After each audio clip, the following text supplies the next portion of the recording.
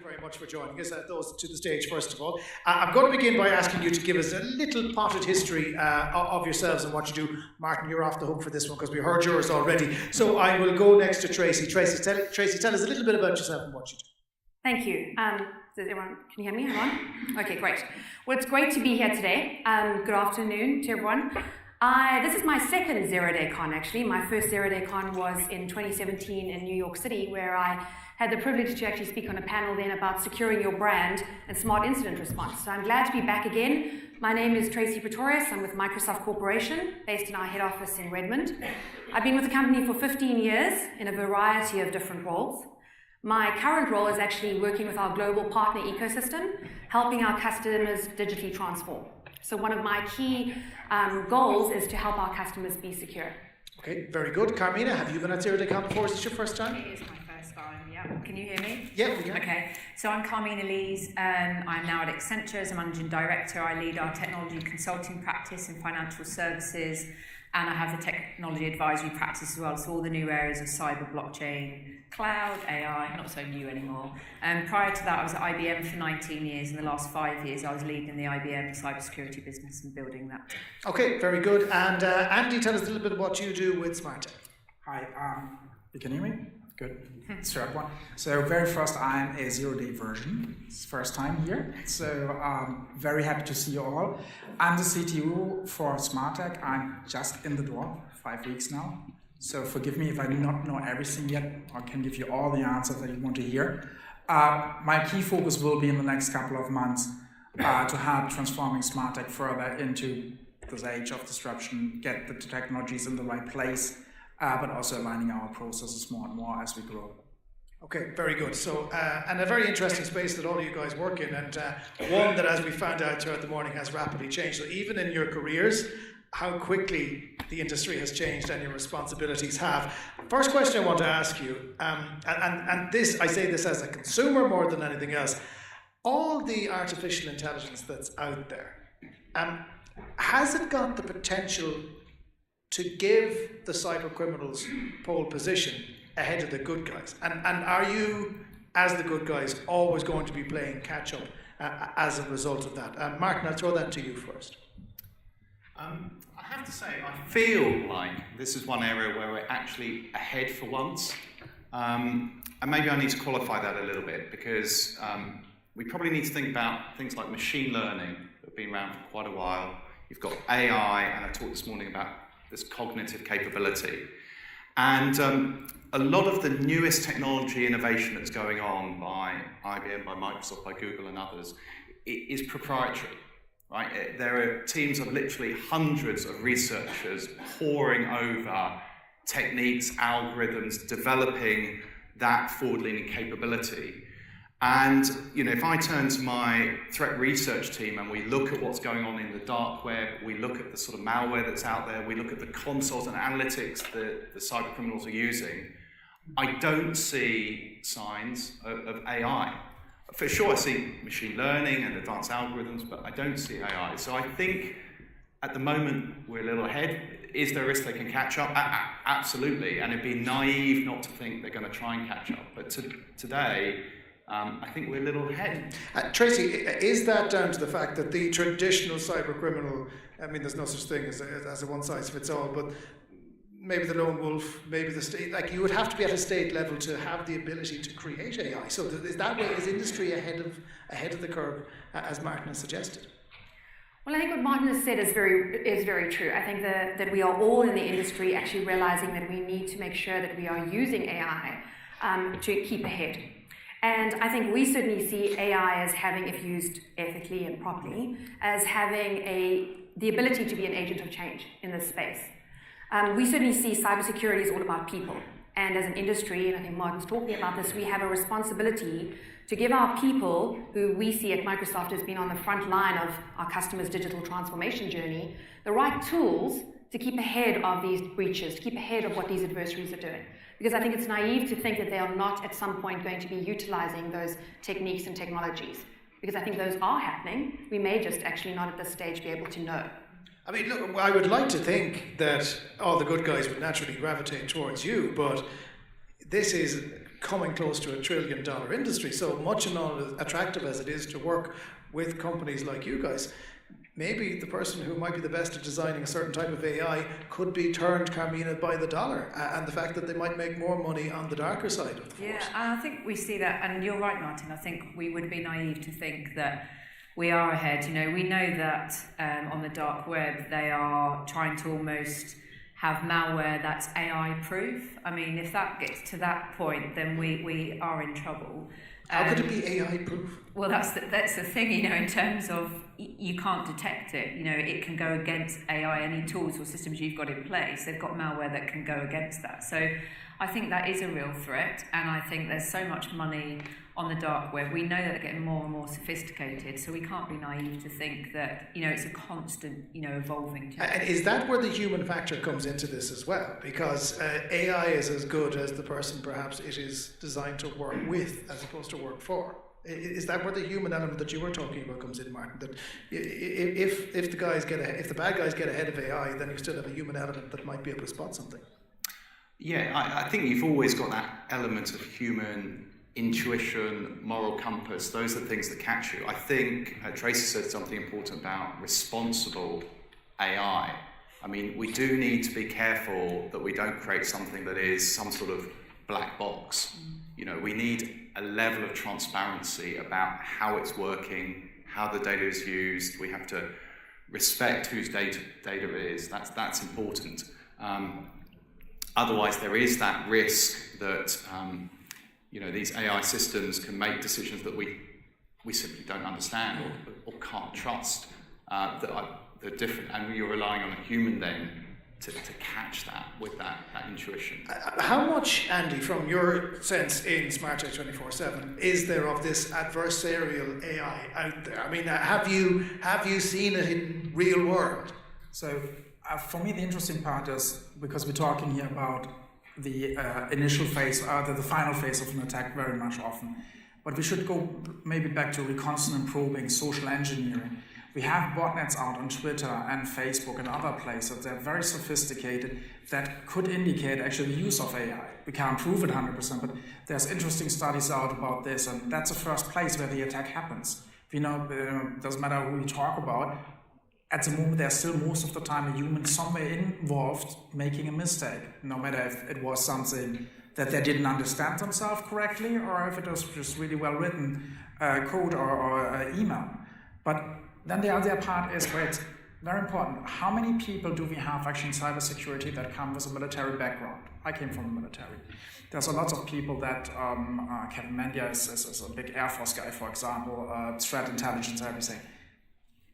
These are all people, we are all people that have actually some kind of a moral compass and branded into ourselves, trying to do the better thing for the community in one or the other way.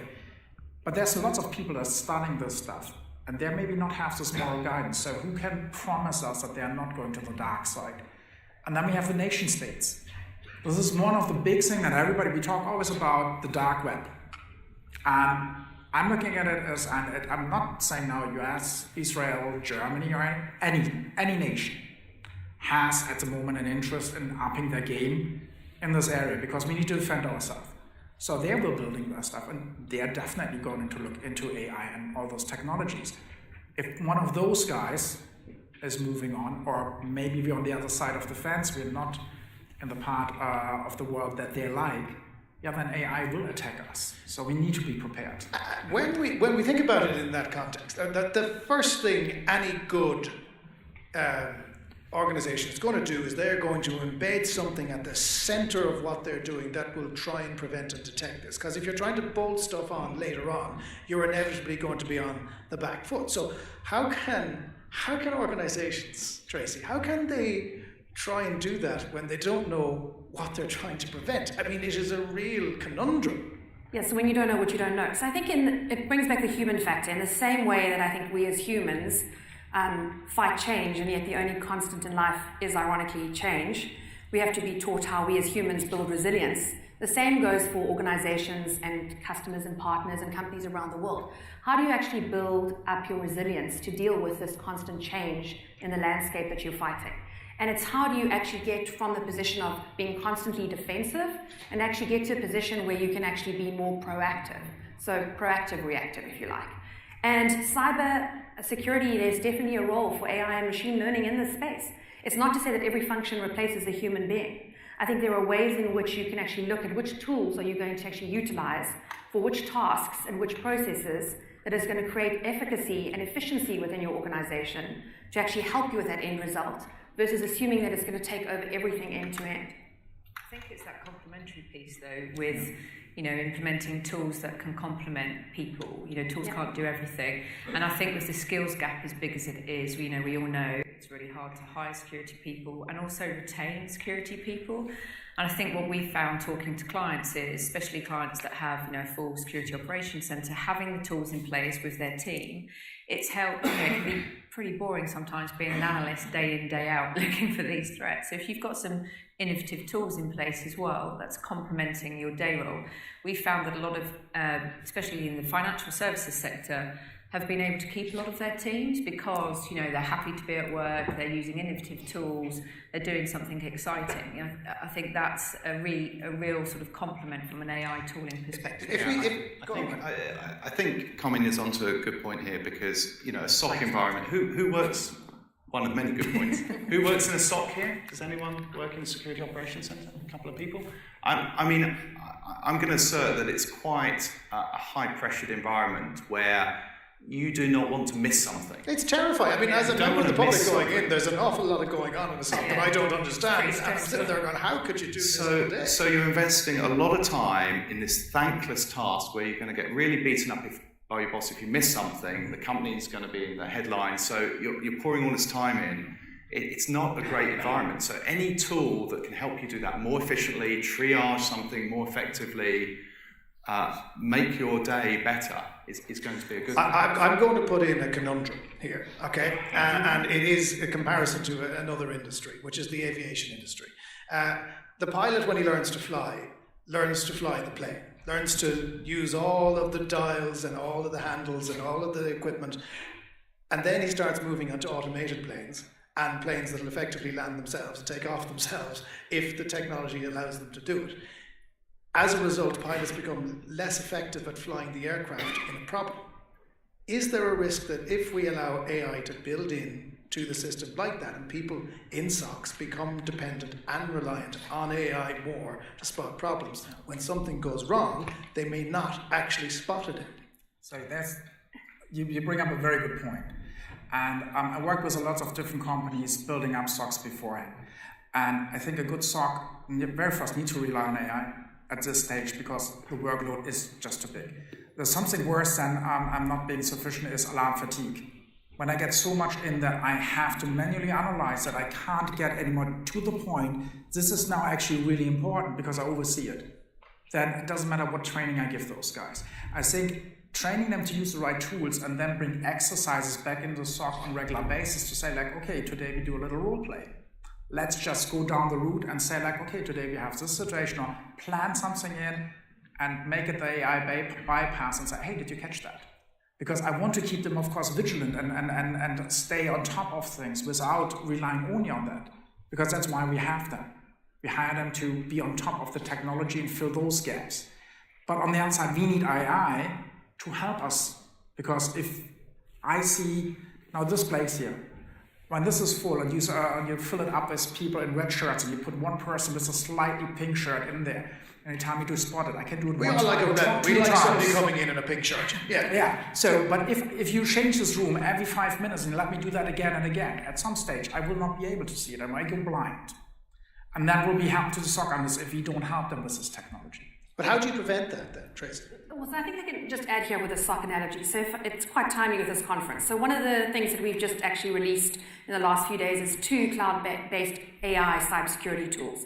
One is actually called Azure Sentinel, which is really to help you, for lack of a better word, look at your multiple data sources to try and get that left-to-right view in a faster, more efficient way. And that can actually help you then proactively make decisions. And then the other is actually a tool called Threat Expert, which really looks at threat hunting. And AI in those case scenarios in a SOC is hugely useful for customers as well as for us that run our own SOC. Because if you think about it, if I'm the analyst that's now having to buy intelligence from various sources that's normally coming through in doorstop documents, someone has to read that, someone has to analyze it, and by the time that process is finished, the next lot of intelligence has arrived. That's not an efficient way to You nearly need trade. AI to go through Absolutely. the document to find out what's relevant. AI can help with that automation, but can also help highlight trends that maybe your analyst with fatigue is not going to necessarily spot, because sometimes what you're looking at is not what you see when you've been looking at the same thing for years. So that's one example of where you can automate and actually get stuff faster. The other is obviously when you look at the attack scenarios, a lot of us end up doing post-breach scenario cleanup or analysis, as opposed to going into a situation and predicting potentially what are your worst case scenario attacks, or where may they be coming from. And you can do that if you're actually running your SOC. You can do that if you've actually got tools that are helping inform. I think Martin had a good slide up earlier. Leadership matters. It still matters.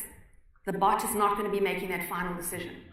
At this point, life can change. But right now, there's still a role for that human. It's just how do you automate some of the most valuable processes that are still needed, but are actually can be automated. And Carmina, like that digital transformation that we're all undergoing, we are in the middle of what effectively is the second revolution in our lifetimes. The first being the arrival of the internet. Now it is this automation revolution. How can people come to grips with that? Because we are all human at the end of the day. Even the brightest and the best will still look at something and go, that's pretty cool, that's pretty amazing. Yeah, I think and it all depends what everyone uses the word digital transformation, it all depends what it means. It means different things to different people. But I think, when you look, there's a lot of people on their digital, it's moving so fast, and I don't think a lot of people can keep up with that. And I think you do need people to come in and help you with that as you move on this journey. There's, so many tools, there's so many processes, you need different skill sets. I think it's really difficult in this day and age. We talked earlier about the fish tank, and then you look at critical national infrastructure. I mean, it's just everywhere. I mean, it's just, I don't know how we can... Apparently you can get to the critical national infrastructure through the fish tank, which is something I didn't realise until this morning. Look, and that's the other side of this. When you look at what is being targeted, are there industries that are more likely to be targeted than others using this particular type of attack? And who should be paying most attention out of the sectors that we have right now, Andy? I think a lot of people always want to attack financial services because that's almost, especially for the bad guys, a bit of a brownie point that they've taken down a big bank. But I also feel that we need to do a lot more around critical national infrastructure. I don't think we focus enough on that market. When you really look what somebody could do to a water company, I think the UK can survive 3 days without water or whatever. So if somebody did take that down, or an oil rig or something, I just don't think we do enough around that space, personally. Well, we might have a good trial run for that on March 29th. Depends how it goes. What other sectors might be exposed to risk, guys? Andy? Yeah, so actually, you said something though. Fin attacks are very common, and I think also the financial institutions are better protecting themselves than many others. The biggest sector that I'm afraid of at the moment that something can go wrong is actually the healthcare sector. Let's go for a split second back to a simple attack, ransomware. That is one thing. We've seen that at NHS, but what if I would go in there and actually start swapping out patient data? And I go in and say, look, okay, if you don't give me those bitcoins, good luck figuring out who gets the wrong medicine. That is, and when you look at healthcare institutions... dark place. Sorry, I'm German. But it's a fact, we have not seen the top of those kind of attacks, because I think right now cyber criminals are bad enough as they are, but I think the moral ground's going further down every year, every week. And it will come to something like this sooner or later. I'm convinced of it, and unfortunately it will be happening, and I hope it's what it is. But what's important about it, back to the point of it, I think they are so far behind at the moment with security. They will need sooner or later to ramp up so dramatically that there is no resources that can help them from a personnel structure. We're struggling already hiring enough security people throughout the industry. If we bring it down, I always say it jokingly to people, okay, what is actually the unemployment rate in InfoSec people? Minus 10%. Right. So we need to fill this gap. And we did it in so many other places in the past where we used machine-based learning and all those other technologies to help us to build better cars and whatever we do. So why not do it here? We're slow to do it. Martin? I was just going to reflect your dark place comment. I think the trouble with being a security professional is you're always thinking the worst. You're thinking about these what-if scenarios. You know, a normal architect thinks about how do I construct this building. I'm sort of thinking, if I pull this beam out, you know, what will happen? Will it collapse? So you're always playing this through in your mind. What's the worst that can happen? And I think, you know, it is about managing risk. You know, what is the actual likelihood of that? Who would do that? What's the risk? Because you can't do everything. You can't protect everything. We can't achieve 100% security. That's something you find every security professional saying. But it's about managing the risk and doing the right things and building security in from the start. I think that's why we're seeing the CISO stay enrolled now for about 18 months. Like the role, you know, tenure of a CISO now has completely dropped because of the pressure, the constant focus, board pressure coming down. And again, going to Andy's dark place, and it's lovely here. If I was to target organisations, I wouldn't come after any of yours because you've got the equivalent of Fort Knox outside. I would target the likely companies or the likely organisations where I can do immense damage, and then many of them are public. Many of them are the ones who are slow to respond. Wouldn't necessarily have the latest infrastructure in place. Government department's not a million miles away from here. I'd love to see what their security is like compared to some of the private companies. Yeah, I think no one's immune. I think when you say, are there certain sectors that are more concerning? Absolutely. It also depends on which adversaries you're discussing. There's some generalizations around what certain adversaries are after. Are they after IP? Then you know which sectors they're going to target. Are they after financial gain? We know for a fact that some of the adversaries are actually simply after public relations. And they're doing a great job actually running their PR campaign. So I think it's how do we all, no matter what sector you're in, actually help our boards understand the risk, to Martin's point, that they're having to manage. Is cyber actually a line item on that risk scorecard? How is it actually being measured? And when I go out and I speak to customers, I normally speak to the CEOs or the CISOs, but try and keep them separate because the CISO understands this conversation. It's the CEO that doesn't understand this conversation. And the CEO, he might have been a brilliant sales guy, he doesn't understand. Well, he and she understand it when you say, at what point are you going to take responsibility when you're their next headline? Because a lot of them are living on hope, and hope is not a strategy. We know that, right? Hope has gotten us very far in life. No, and you know, and I think we can all be grateful actually that there are not that many journalists that are writing about these stories in depth. Because if there were, there'd be a lot more headlines. Well, I think people have got fatigued by reading about it. Correct, and that's exactly the point, is that, you know, speaking as somebody who works in the media, there is an element of fatigue, to the point at which it has to be a pretty spectacular blowout for it to make headlines. But the problem is, you may not be this little incident that ends up in the headlines, you may be that spectacular blowout. And Carmina, I'm presuming that is devastating to a brand. If you are up there, the likes of Equifax, the likes of Marriott, I mean, it takes a brand survive, but they're damaged. Yeah, and I think that's definitely gone full circle. You know, they were the key things that we used to talk to a lot of our clients about. You know, there's your brand, there's the HR impact, there's the financial impact. I think the brand piece is now going to the top of, you know, the priority list because it is so impactful. And everybody, even if you're not in technology or security, you know, everybody knows about a cyber story, whether it's, I don't know, Equifax or eBay or whoever. You know, everybody can tell you a story from whatever age, to be honest. So I think it's really impactful from a brand perspective. So here we have 4 eminent professionals in their fields on the stage. What is the thing that worries you most right now? What is the thing you wake up in the morning going, I really hope I don't see that when I go to work? Martin? That's a great question. I sometimes wish I had a crystal ball. You know, I wake up in the morning, I read the news headline, and I frankly can't believe it. I think it shows how challenging it is to get the balance right. These days, I'm really a fan of what-if scenario planning, practicing, preparing.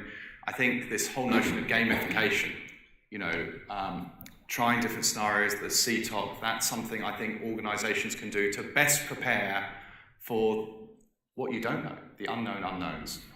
Because it's difficult to prepare for everything, but I think going through that process, you're as best prepared as you can.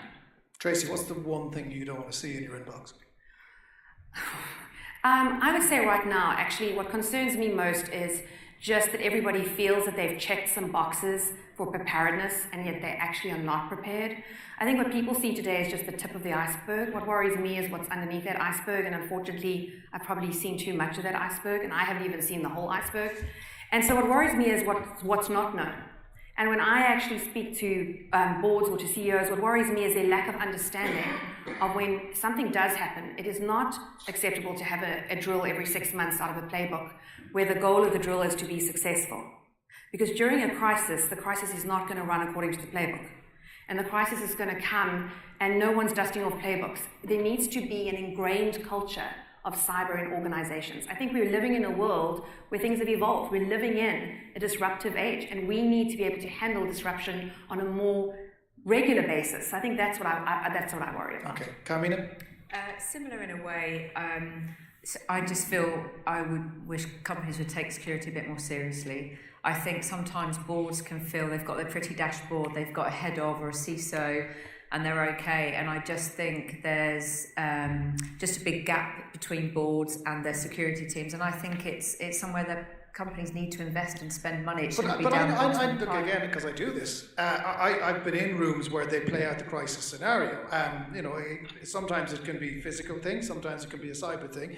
And everybody walks away going, "Ooh, that was a bit intense." Are we not being mean enough? Are we not being real enough in those scenarios to get those C-level executives on board in terms of getting the messaging right on this? Well, maybe not. I think we maybe need to focus a bit more at C-level, just so they really understand the impact. And I think it's bringing the teams together, not having separate security teams with the board. I think you need to bring everybody together. Andy, as your job as Chief Security Architect, I mean, you'll probably have a better answer in the context of your work than the guys would have. What's the thing you fear? I think the fear is very similar to that, because my customers rely on my advice, our company's advice, and the biggest fear I have that I not get through to them correctly. And I'm for years and years now in cybersecurity, and I did pre-sales for a long time in between. You can scare a C-level very fast off, and they don't want to talk to you anymore because they don't want to hear it. When you're a kid and you're there like la la la la la. It's like the fire alarm analogy I gave earlier on. It really has to be, the flames have to be licking at our toes before we do something. Exactly, and that is the biggest problem they have. I'm really lucky in the position that I got into, because I have Ronan Murphy as a CEO that is actually aware of the problems. I really hope he's in the room to hear this. I too, I'm waiting for a pay raise. Yeah, kidding. That one, that would be great.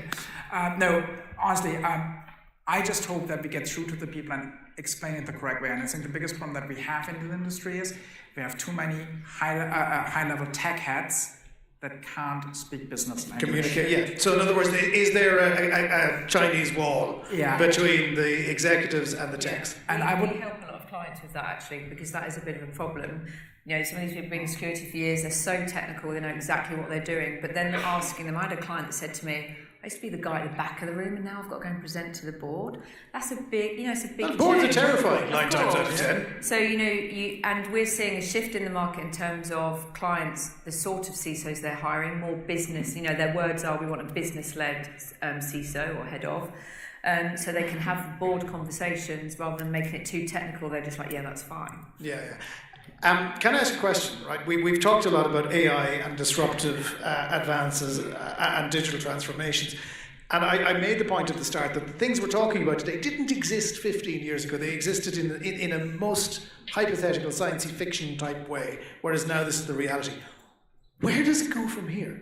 I mean, what are you going to be dealing with in 5 years' time? Does anyone even want to hazard a guess? Quantum computing. Quantum computing. There are going to continue to be new computing paradigms and models. Quantum is an example that's on the 5 to 10 year horizon. that potentially is going to compromise a number of cryptographic algorithms we rely on today. So in other words, that which we have thought was impenetrable before now is going to potentially be not impenetrable. But then it's a cat and mouse game, because we have researchers working on quantum resistant algorithms, post-quantum. So, that can already be used today to protect against that future event. And so the game goes on. There needs to be innovation. That innovation itself brings risk, and we need to respond to that and adapt. There's a wonderful story in the newspapers here today about a guy who had chance to wander into the Bank of Ireland vault on College Green to find a veritable treasure trove of boxes that had been sealed for centuries, because whoever owned them died and didn't will them on. And there's a big discussion point now about should we open them, because we want to find out what is contained therein. Are we heading back to hiding stuff in boxes? No one willing to answer that, so I'm straight down to the bank with me. Folks, we've time for a few questions before we move on to our second panel, so excuse me now while I stand up, because I'll have to stand up to see you. I apologise to everyone on this side of the room to whom this podium is blocking a lot of the view, hence why it's on the screen. So has anyone got a question? If they want to put their hand up, anyone a question for the panel? Don't be shy. Okay. You have to, yes, this lady here. Thank you. If you wouldn't mind saying your first name, please, and who you'd like to answer your question. Well, my name is Florence. I have a question for all of you. If you could just give me a brief answer. You all touched on the skill shortage. How do you see changing that? What would you do with the educational system as it stands in all your countries to put systems in place, modules in place to help a younger generation be more aware of what's coming down the road? Okay, Florence, who's an incredibly good moderator because she told you to be brief, which is something I actually have the cojones to do. So I will begin, Martin, with you. What do we need to do more of to get young people involved in this? Before I get to that, diversity is good. Reskilling new-collar workers from other backgrounds and bringing them into cyber is good. Yes, we need to do more to bring the youth of today into the cyber field. There are a number of initiatives in the UK and Ireland attempting to do that. We are playing our part. I think that's really important. I won't reel them all off. There's dozens. Very good. That's Agreed. In the States right now, there are a lot of things that are happening through the Girl Scouts groups, for example, to get girls to code. But I think the one thing in diversity and inclusion, because we were actually dealing with a diverse and inclusive attack base and adversary set. I think the other thing that I would call out, though, is that there is a misconception that to get into a role in cyber or security, you have to be an engineer. I run our Microsoft Women in Security group at Microsoft. My background's industrial psychology, and I can tell you, I never thought this degree was going to be useful until 5 years ago. It wasn't useful really until 5 years ago. So I think we have to get away from, there are many parts of security. Security used to be a function within a certain department for certain individuals, and was certainly within Microsoft as well viewed as, unless you can code, you can't actually go into security. We certainly look at it as and say, we need people with all sets of, we can't have everybody created equally. If everyone's coding in Python, then everyone looks at the same things, everyone walks the same and looks the same. So it's how do we encourage that for at a young age, that they can step into this knowing that they can have different backgrounds. It doesn't necessarily need to be engineering. Yeah, I think we need to start earlier as well. We try to sort of target children at like 16 or whatever. I think we need to start way earlier. I was presenting at a school 2 weeks ago, and to get their view on what they think about technology and cyber and AI, it was so interesting, what they thought roles in those areas. So I think it's all on us as well to do our bit. We need to be out, with schools, different, driving different initiatives.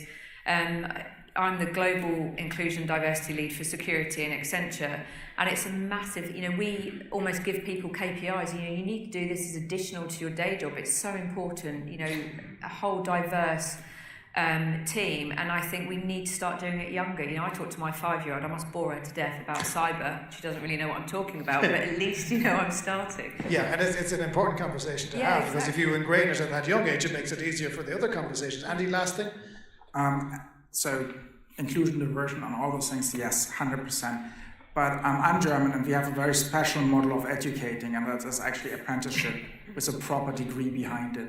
And I think we should bring this in where people can go into companies for 2 days, do a job, and for 3 days go, for example, to school and learn. Because it helps them to identify and give them actually the capability maybe to have a half-year snooping course into a company to see what that means, because lots of people don't know what cyber means really. We did that at IBM. We used to rotate people around like apprentices. Yeah, but you know what? The great thing about all your organisations is you all have representatives here in Ireland who are very well advanced. Do it. Get into the schools. I mean, I would love nothing more than for my kids to come home and say, guess who came in today? Yeah. I mean, if you make a connection with 1 or 2 kids in each classroom, it's a job well done, because you're setting up the next generation for success. And on that point, ladies and gentlemen, we would like to thank our panel of Andy, Carmina, Tracy and Martin. Round of applause for them all. Thank you so much for your time.